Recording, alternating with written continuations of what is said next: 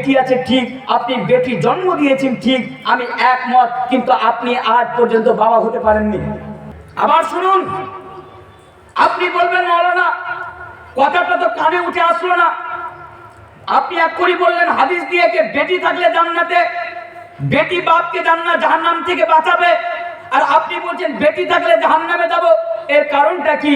এর কারণটা হলো যে আপনার বাড়িতে বেটি আছে ঠিক, আপনি বেটি জন্ম দিয়েছেন ঠিক, আমি একমত, কিন্তু আপনি আজ পর্যন্ত বাবা হতে পারেননি। আপনি আজ পর্যন্ত বাবা হতেই পারেননি, কারণ আপনার বেটির প্রতি আপনার যে দায়িত্ব, আপনার যা কর্তব্য, আপনার যা রেসপন্সিবিলিটি, আপনি সেগুলো আদায় করতেই পারেননি। আপনি আপনার বেটির ভালো করে আপনি লালন পালন করতেই পারেননি, ভালো করে তার তারবিয়ত, ভালো করে পরওয়ারিশ আপনি দিতেই পারেননি। আর এই দায়িত্বগুলো পালন না করার কারণে কাল কিয়ামতের দিবসে আপনি জাহান্নামে যাবেন। হাদিস আপনার সামনে আমি রাখি, আল্লাহর রাসূল জনাবে মুহাম্মদুর রাসূলুল্লাহ সাল্লাল্লাহু আলাইহি ওয়াসাল্লাম বলেন, সালাসাতুন লা ইয়ানজুরুল্লাহু ইলাইহিম ইয়াউমাল কিয়ামা, কে কাল কিয়ামতের দিবসে তিন প্রকারের ব্যক্তি, কাল কিয়ামতের দিবসে তিন প্রকারের ব্যক্তি জান্নাতে যাওয়া তো দূরের কথা, আল্লাহ তাবারক ওয়া তাআলা তাদের উপরে তাদের দিকে নজর উঠিয়েও দেখবেন না। তারা কারা? তাদের মধ্যে একজন হচ্ছে আদ-দাইয়ুস। দাইয়ুসকে ওই বাবা দাইয়ুস যার মেয়ে প্রতি ওর রেসপন্সিবিলিটি রয়েছিল, কর্তব্য রয়েছিল দুনিয়াতে, কিন্তু সে সেগুলো পালন করতে পারেনি। তার মেয়ে বেহায়াইর কাজ করে বেড়াতো, সে তাকে নিষেধ করেনি। যার মেয়ে বেপরদা হয়ে চলাফেরা করতো, কিন্তু বাবা নিষেধই করেনি। এই কারণে কাল কিয়ামতের দিবসে আপনাকে জাহান্নামে যেতে হবে। তাই তো আমি আপনাকে বলে যাচ্ছি, অবশ্যই বেটি আমাদের জন্য রহমত, অবশ্যই আল্লাহ তাবারক ওয়া তাআলার পক্ষ থেকে অতি বড় একটি নিয়ামত এবং রহমত, কিন্তু এই বেটিকে আমরা দায়িত্ব পালন না করে আমাদের জন্য জাহান্নাত বানিয়ে নিয়েছি। তাই বন্ধুরা আমার, ভাইরা আমার, আপনারা যদি সত্যি এই বেটির কারণে যদি জান্নাতে যেতে চান, তাহলে আপনারা দায়িত্ব পালন করুন, অবশ্যই আপনারা দায়িত্ব পালন করুন। দায়িত্ব বলে আমি আপনার দিকে কি বলবো, আজকে খুবই দুঃখের সাথে আমি আপনাকে বলে যাচ্ছি, আজকে বাটাহার গ্রামে জলসা, আমরা সবাই মুসলিম, আশেপাশে যে বাড়িগুলো রয়েছে সবাই মুসলিম। আমি যখন গাড়ি নিয়ে আপনাদের এই জলসার জন্য আমি আসছিলাম, এই বাজারে দেখলাম ছেলে মেয়েরা একই ভাবে ঘোরাফেরা করছে। এমন মেয়েরা এমন ড্রেস পরে এসেছে যে সেটা আমি আমার মুখ দিয়ে উচ্চারণ করতে পারবো না। আমি আপনাকে বলে যাচ্ছি, আপনি এখানে বসে জলসা শুনতে বসেছেন, আপনার মেয়েকে দেখুন কোন ছেলেকে সঙ্গে নিয়ে জিলেবি খেয়ে বেড়াচ্ছে, ওই আপনি তো তাকে নিষেধ করেননি। এটাই কি দায়িত্ব আপনার? এটাই কি তার প্রতি আপনার রেসপন্সিবিলিটি? আপনি কি জানেন না আল্লাহ তাবারক ওয়া তাআলা পবিত্র কোরআনের মধ্যে বলেন, ইয়া আইয়ুহাল্লাযীনা আমানু কু আনফুসাকুম ওয়া আহলিকুম নারা, তুমি নিজেও জাহান্নামের আগুন থেকে বাঁচো এবং তুমি তোমার আহলে আয়ালকেও তুমি তোমার জাহান্নামের আগুন থেকে বাঁচাও। তবে আমি আপনাকে আজকে বলে যাচ্ছি, আপনার চোখে চোখ রেখে যে আপনার বাড়িতে বেটি আছে, অথচ আপনি দায়িত্ব পালন করেন না কেন? কেন আপনি বাবার হওয়ার দায়িত্ব পালন আপনি করেন না? আপনি বলবেন মাওলানা আমরা তো দায়িত্ব পালন করছি। আমি আপনাকে বলবো কিভাবে আপনি দায়িত্ব পালন করেছেন। আপনার মেয়ে আজকে এমএসসি করছে, আপনার মেয়ে এমএসসি, আপনার মেয়ে বিএসসি, আপনার মেয়ে বিএড কমপ্লিট করে আপনার মেয়ে আজকে সরকারি জব করে, আপনার মেয়ে আজ হাই এডুকেটেড, আপনার মেয়ে হাই লেভেলের শিক্ষা আপনি তাকে দিয়েছেন। ইসলাম অবশ্যই শিক্ষা দিতে নিষেধ করে না, আমি শিক্ষার ব্যাপারে কোনো কমেন্ট করব না। অবশ্যই আপনি আপনার মেয়েকে শিক্ষা দেন, কারণ ইসলাম তাতে নিষেধ করে না। তবে হ্যাঁ, কিছু শর্ত রয়েছে, ওই শর্তগুলো আমাদেরকে সামনে রাখতে হবে। তবে আজকে আমি আমার বিষয়টা থেকে যেটা আমি আপনাকে বুঝাতে চাই সেটি হচ্ছে এই কথা, একদিকে আপনার মেয়ে এমএ পাস, একদিকে আপনার মেয়ে বিএসসি কমপ্লিট করে দিয়েছে, মানে অনেক আপনার মেয়ে উচ্চ হাই লেভেলের শিক্ষা অর্জন করেছে। অবশ্যই আপনি প্রাউড ফিল করেন, আমি আপনাকে নিষেধ করি না, কিন্তু অন্যদিকে আপনার মেয়ে উজু করার দোয়াটাও জানে না, এর দায়িত্ব কে নেবে? এর দায়িত্ব কে নেবে? একদিকে আপনার মেয়ে ফরফর করে ইংলিশ বলে, অন্যদিকে আপনার মেয়ে নামাজি পড়ার দোয়া জানে না, এর দায়িত্ব কে নেবে?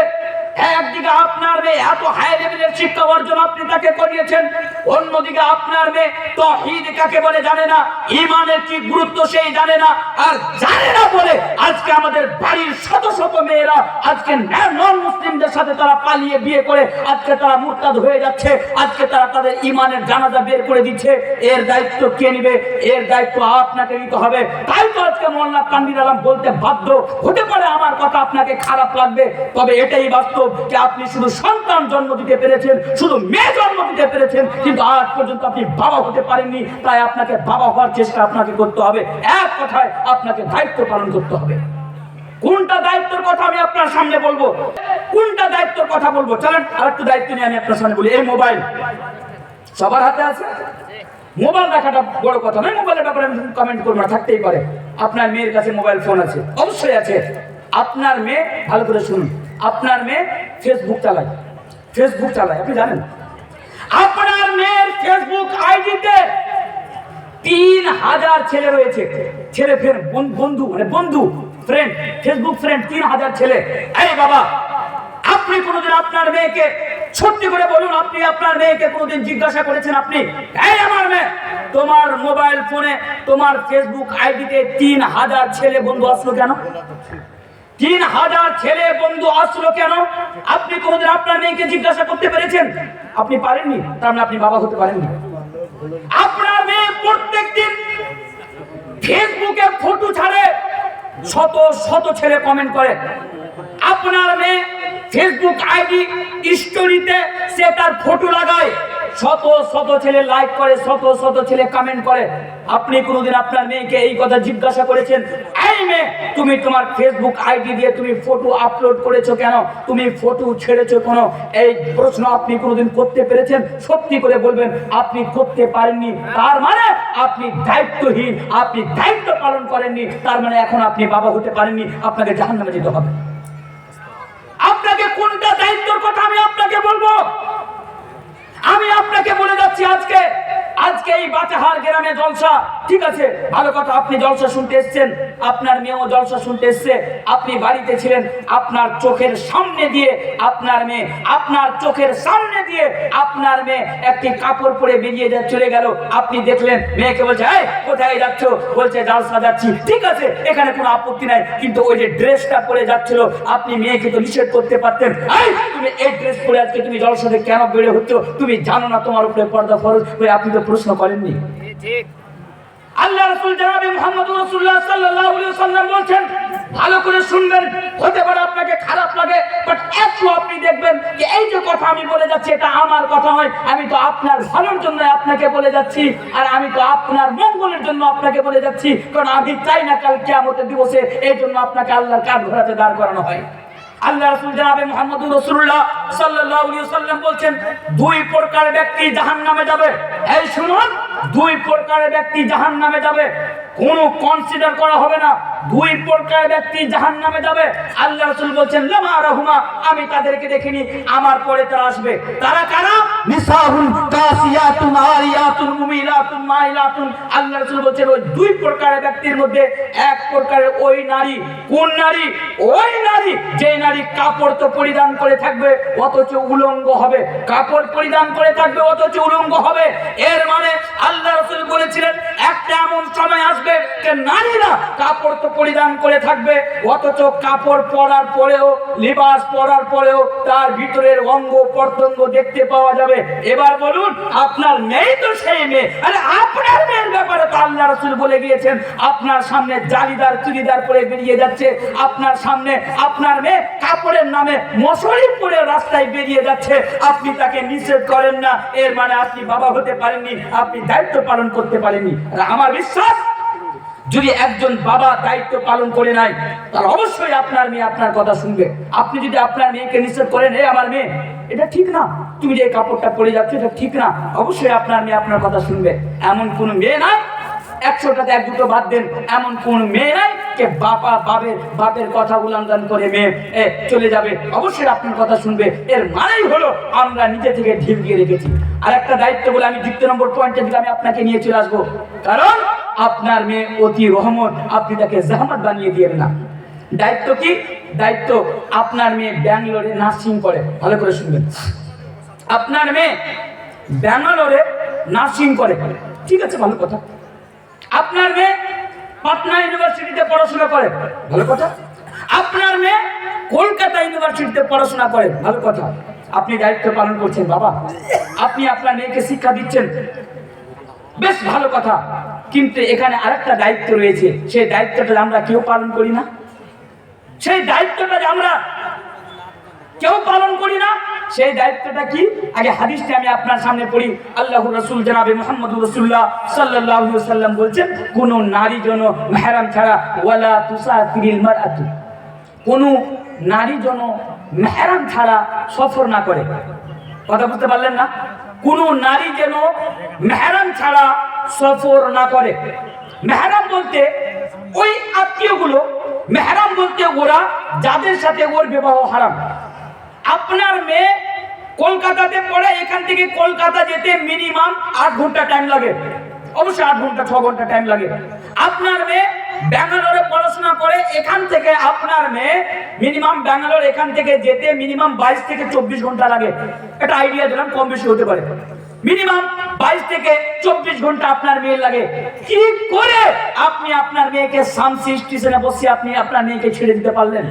কি করে আপনার মেয়েকে তার বন্ধুর সাথে আপনি নার্সিং ব্যাঙ্গালোর পড়তে পাঠিয়ে দিলেন? কি করে আপনি বাবা হয়ে আপনি তাকে তার বন্ধুর সাথে বা তার অন্য কারোর সাথে আপনি কলকাতা পড়তে পাঠিয়ে দিলেন? আল্লাহ রাসূল যে বলছেন মেহরাম ছাড়া আপনার মেয়ে সফর করতে পারবে না, মেহরাম ছাড়া নারী সফর করতে পারবে না। কই আপনি যে দায়িত্বটা পালন করলেন না? আর এই দায়িত্ব পালন না করার কারণে কত বড় ক্ষতি হয়েছে আপনি জানেন? আজকে তো মোবাইলে শুধু আমরা মসজিদ ভেঙে দিলে, এ করে দিলে, ও করে দিলে, আর আজকে আপনার বাড়ির মেয়েরা কোথায় গেল আপনি কোনোদিন ভেবে দেখেছেন? এই হাদিসের উপরে আমল না করার কারণে কত বড় ক্ষতি আমাদের সমাজের মেয়েদেরকে উঠাতে হয়েছে, এটা আপনি কোনোদিন লক্ষ্য করে দেখেছেন? একটি ছোট্ট উদাহরণ আমি আপনাকে দিই। शेख भी यहाँ पर बैठे हैं, शायद पढ़े होंगे वो तहरीर फेसबुक पर। একজন ভালো মাপের আলিম, ওনার নাম হচ্ছেন মুহাম্মদ নুমান মাক্কি হাফিজাহুল্লাহ। এখন আমি সেভ করে রেখেছি আমার ফেসবুক আইডিতে। এটা 4-5 দিন আগেকার ঘটনা, 4-5 দিন আমি পড়েছি। ওনার নাম হচ্ছেন মুহাম্মদ নুমান মাক্কি হাফিজাহুল্লাহ। উনি একটি উর্দুতে খুব লম্বা একটি পোস্ট লিখেছেন ফেসবুকে। পোস্টের উপরে উনি লিখেছেন, কাশ তেরা বাপ কা নাম্বার হোতা, কাশ তেরা বাপ কা নাম্বার হোতা। উনি লিখেছেন প্রথম লাইনে হেডিং করে দিয়েছেন, আহারে যদি তোর বাপের আমার কাছে নাম্বার থাকতো। আমি পোস্টটি পড়তে লাগলাম। হাদিসটিকে সামনে রাখুন, ওই যে মেহরাম ছাড়া সফর করতে পারে না। আর এই ঘটনাটি শুনেন, নুমান মাক্কি হাফিজাহুল্লাহ উনি লিখছেন, তাহলে আপনি বুঝতে পারবেন ক্ষতিটা কোথায় হলো আর লাভটা কোথায় হলো। তারপর আমি পোস্টটি পড়তে লাগলাম। পড়তে পড়তে দেখছি উনি লিখছেন যে আমার এক বন্ধু সৌদি আরবে থাকে, আমার সাথে সাক্ষাৎ করতে আসলো। উনার বাড়ি ইন্ডিয়া। উনি বলছেন আমি হাওড়া থেকে পাটনা যাচ্ছিলাম, হাওড়া কলকাতা হাওড়া, হাওড়া থেকে আমি পাটনা যাচ্ছিলাম। আমার সাথে আমার ছেলে মেয়ে ছিল, আমার পরিবার ছিল। ইতিমধ্যে আমি যখন ট্রেনে উঠে পড়লাম, তারপরে আমি আমার সামানগুলো, আমার লাগেজগুলো আমি এক জায়গাতে সেট করছিলাম। ইতিমধ্যে পিছন থেকে একজন এসে বলছে, আসসালামু আলাইকুম ওয়া রাহমাতুল্লাহ। আমি পিছন দিকে ঘুরে তাকালাম, দেখলাম একজন বাহ খুব সুন্দর মানুষ, তার ওয়াজাকাটা খুব ভালো, দাড়ি আছে, মাথায় টুপি আছে, দেখে মনে হলো একজন ভদ্র মানুষ, একজন ভালো মানুষ, একজন পরহেজগার মুত্তাকি মানুষ। আমি সালামের জবাব দিলাম। জবাব দিতে নাই দিতে উনি আমাকে বলে বসলেন, কে ভাই?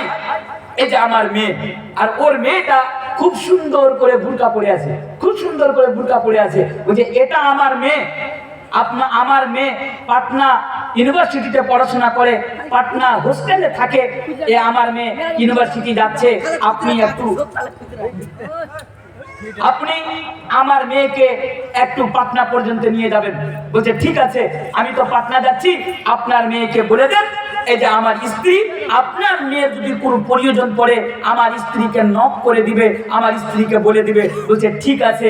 ইতিমধ্যে ওই ভদ্রলোক বলছেন যে ট্রেন চলে পড়লো, ওর বাবা হাওড়া স্টেশনে নেমে গেল।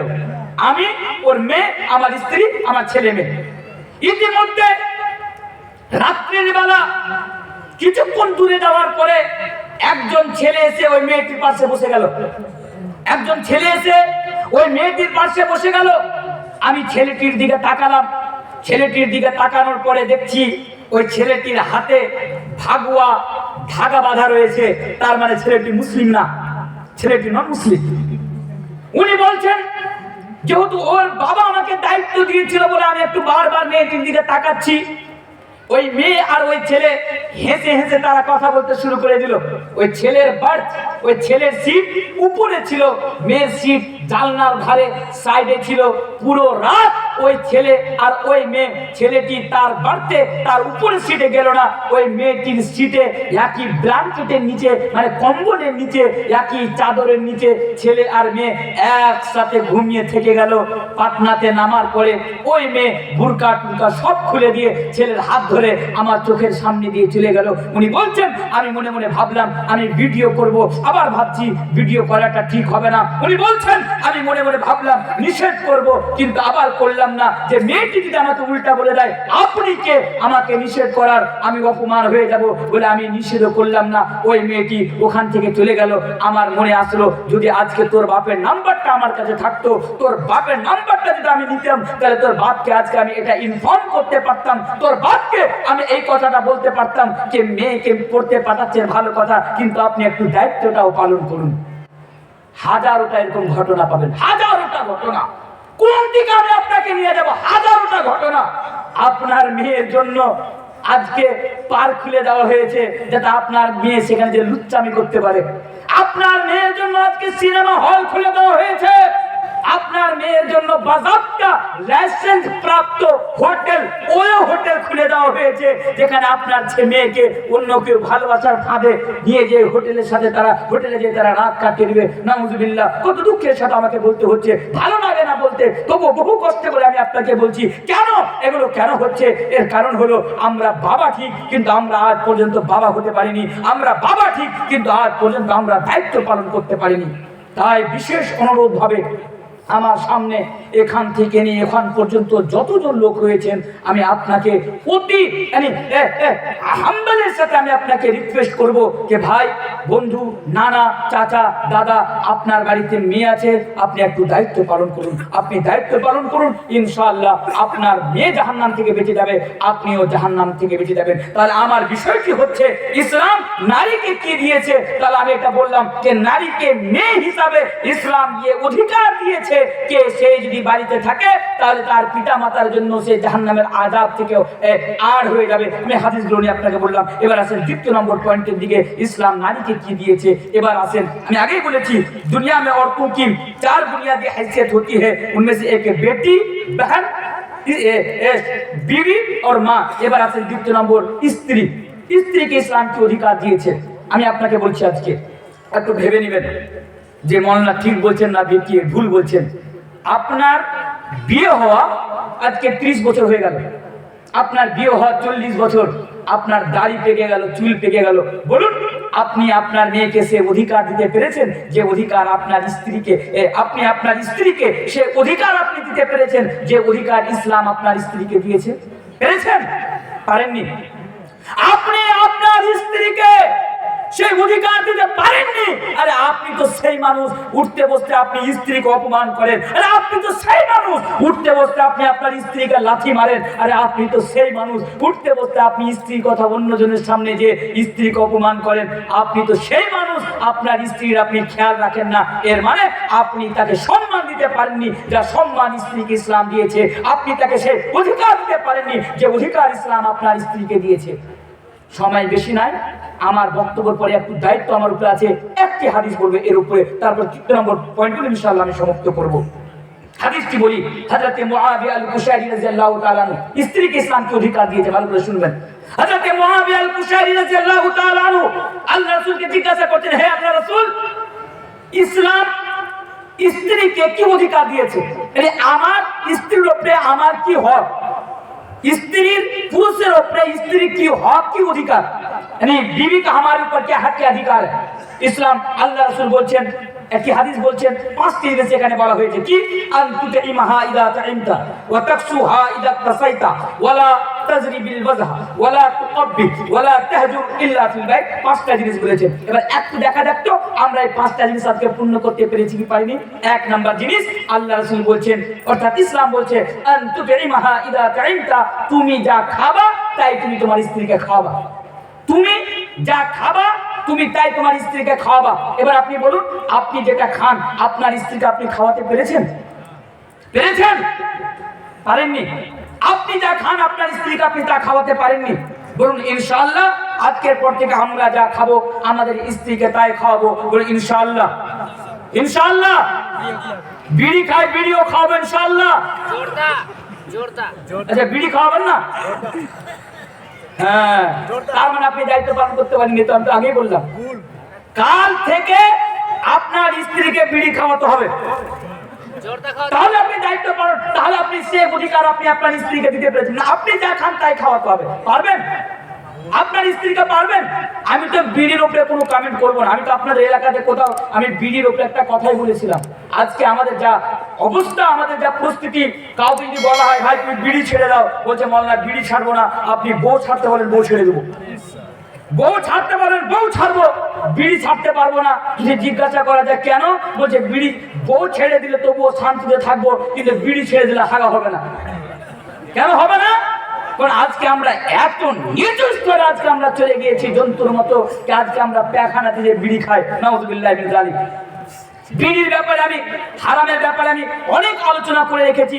ইউটিউবে যদি আপনি কোনোদিন যান, হারাম সম্পর্কে আপনি বিড়ি সিগারেট এর ব্যাপারে আপনি পেয়ে যাবেন, অনেক আলোচনা করে রেখেছি। তবে বিড়ির উপরে আজকে আমাদের কাছ থেকে কি আশা করা যায়, কোনটা দিক আমি আপনার জন্য বলবো, কি আশা করা যায় যে 70 বছর পর্যন্ত আজ পর্যন্ত আমরা বিড়িটাই ছাড়তে পারলেন না, আপনি কি ছাড়বেন? কি ছাড়বেন আর কি আপনি কথা শুনবেন বলুন? বিড়িটাই তো আপনি ছুটতে পারেন না। অনেক যুবক এসে বলছে মোল্লা বিড়ি খাওয়ার দোয়াটা শিখান। বললাম হারে বোকা, বিড়ি খাওয়ার দোয়া হয় না। বলছে আপনি ভালো করে পড়াশোনাই করেননি, ভালো করে পড়াশোনাই করেননি। আমি বললাম ভালো কথা, দুইবার ফাজিলাত করলাম। 11 বছর ধরে আলহামদুলিল্লাহ, এই বছর 11 বছর ধরে ভারতবর্ষের বিভিন্ন স্টেট আলহামদুলিল্লাহ বড় বড় উলামাদের সাথে একসাথে প্রোগ্রাম করলাম, তাদের বক্তব্য শুনলাম, তাদের সোহবতে থাকলাম। আজ পর্যন্ত জানলাম না। আর তুই বলছিস বিড়ি খাওয়ার দোয়া আছে। আচ্ছা তুই বল বিড়ি খাওয়ার দোয়া কি? বলছে আল্লাহুম্মা বারিক লানা ফিমা বিড়ি টানা, এটা হলো বিড়ি খাওয়ার দোয়া। নাউযুবিল্লাহি মিন যালিক। এই দোয়া তুমি শিখলে কোথায়? বলছে মোবাইল থেকে। গিয়াসুদ্দিন বলছে গিয়া, আমি ওনার নাম নিয়ে বলে আমি নতারি বাংলাদেশ যাচ্ছি, ওরা আমাকে ধরবে। তো এই আজকে আমাদের অবস্থা। তো আমার বলার উদ্দেশ্য হলো আনতুই মাহাইদা টাইমটা যা খাবেন স্ত্রীকে খাওয়াবেন। এর মানে হলো আপনি প্রত্যেকদিন গাজরে যান, মাটন বিরিয়ানি, চিকেন বিরিয়ানি, ভালো মন্দ জিনিস বন্ধুদের সাথে আপনি খেয়ে চলে আসেন।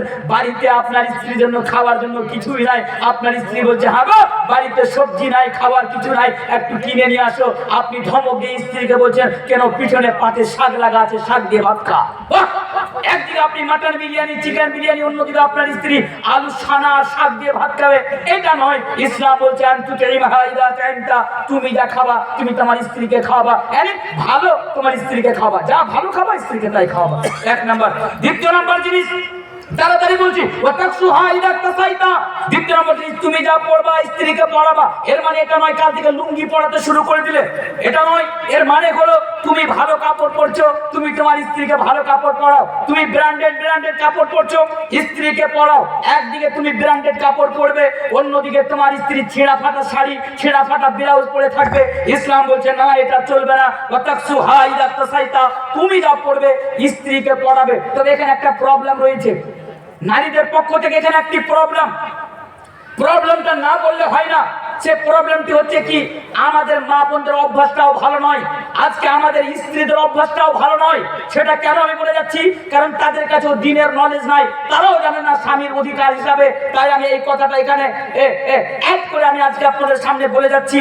অনেক গরিব মানুষ আজকে গাজলে টোটো চালায়, অনেক গরিব মানুষ আজকে গাজলে রিক্সা চালায়, দিনে 400-500 টাকা রোজগার করে। বাড়িতে আসলো, ভাবছে স্ত্রীকে অনেক দিন থেকে কাপড় দিনি, আজকে আর স্ত্রীকে একটা ভালো কাপড় দিই।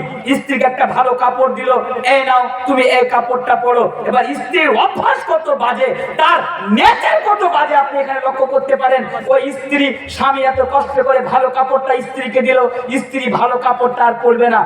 এই কাপড়টাকে আলমারিতে, সামনে কথা বলবেন না, আপোষে আলমারিতে তাহা করে কাপড়টাকে রেখে দিল।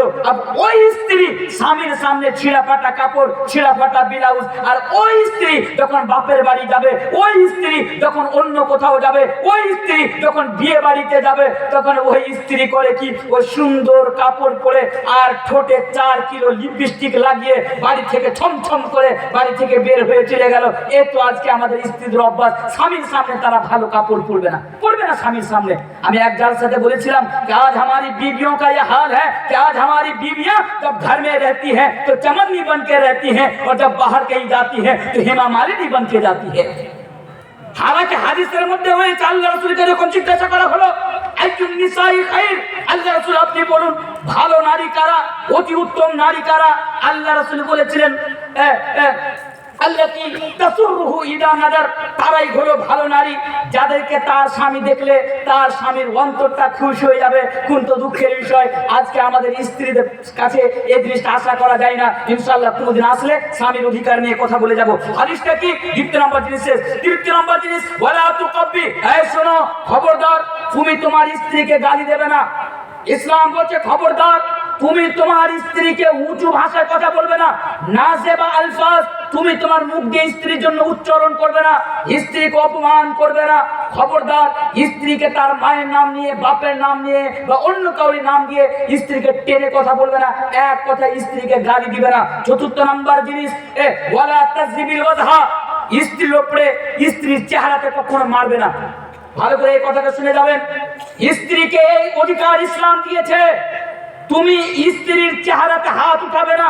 এবার আপনি মনে মনে বলছেন মোল্লা তানভীর আমরা তো অত বোকা নয়, স্ত্রীর চেহারাতে মারতে নিষেধ, কিন্তু স্ত্রীর চেহারা বাদে অন্য জায়গাতে সাটিয়ে দিব।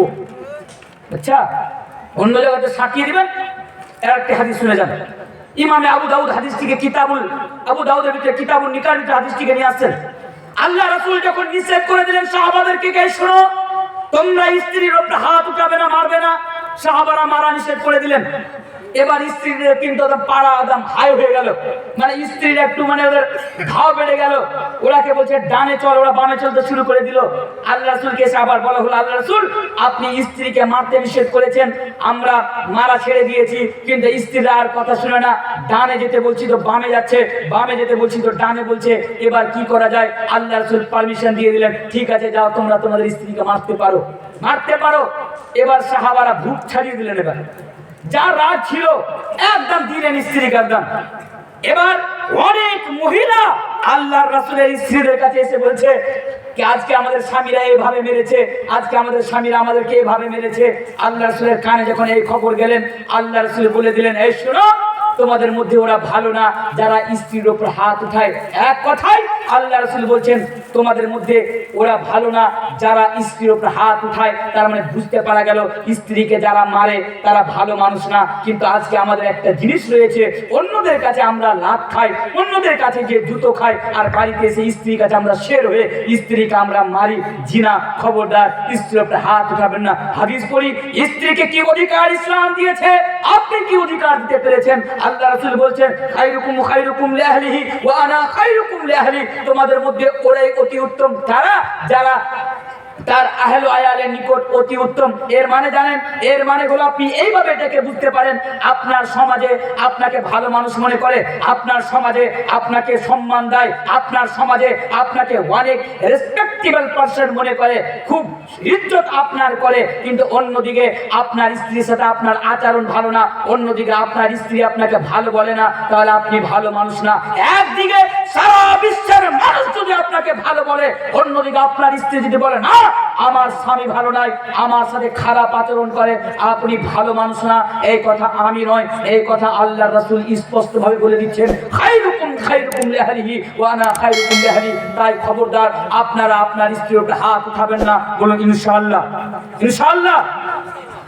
পঞ্চম নম্বর জিনিস ওয়ালা তাহজুর ইল্লা ফিল বাইত, আপনার স্ত্রীর মধ্যে যদি কিছু হয়ে যায়, হতেই পারে স্বাভাবিক ব্যাপার, আনবান হয়ে গেল, দু চারটি কথা হয়ে গেল, কিছু হয়ে গেল, বাড়ির বাইরে সেটাকে নিয়ে যাওয়া, স্ত্রীকে অপমান করবে না, বাড়ির ভিতরে তার ইসলাহ করে দিবে। ইসলাম আপনার স্ত্রীকে অধিকার দিয়েছে।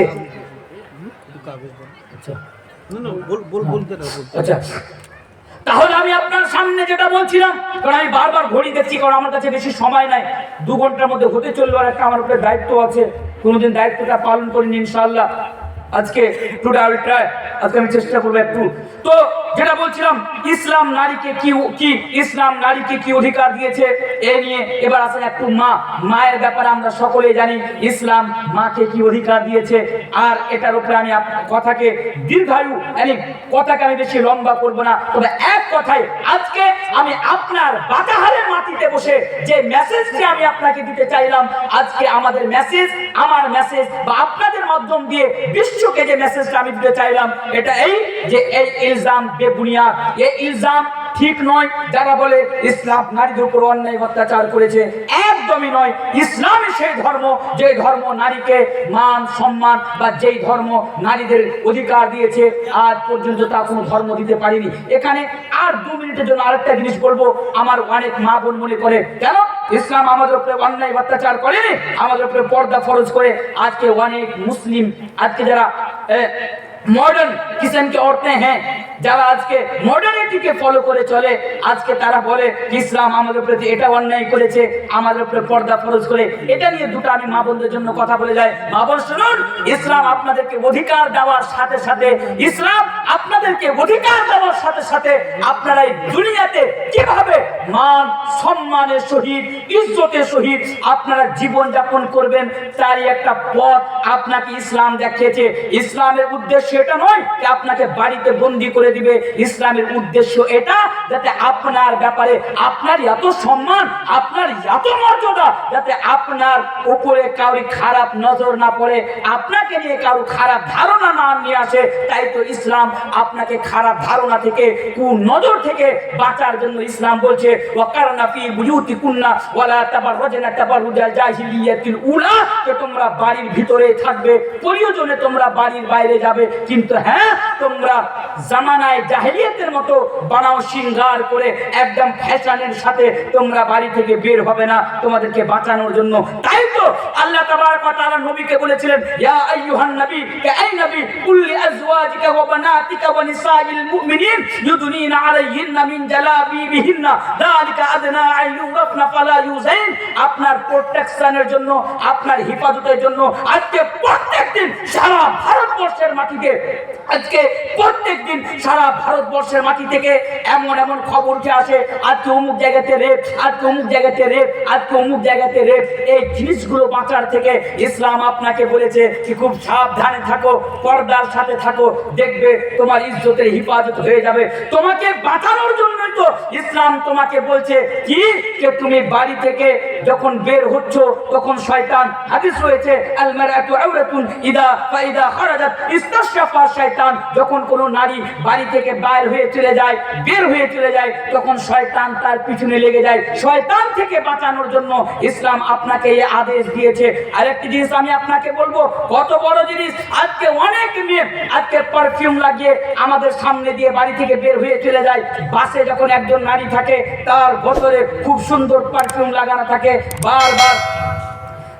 বারবার তখন বাসের ছেলেরা আশেপাশে তার দিকে তাকায়, বাপরে গন্ধটা কত সুন্দর, পারফিউমটা কত সুন্দর। আরে এই ধারণা থেকে ইসলাম তোমাকে বাঁচানোর জন্য বলছে